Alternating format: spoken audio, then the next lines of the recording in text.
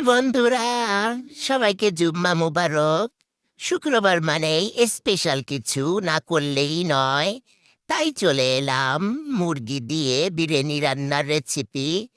তো বিয়জ, প্রথমেই মাংসটাকে ভেজে নিয়েছি, তার সঙ্গে একটা আলু ভেজে নিয়েছি। এখন মশলাটা কষিয়ে তার মধ্যে কুচি কুচি কুচি করে নেড়ে চেড়ে তারপরে মাংসটাকে কষিয়ে নেব। সুন্দর করে কষাতে কষাতে যত কষাবেন ততই ভালো লাগবে। কষানো হয়ে গেছে, এরপরে চাউলটা ভেজে নিব।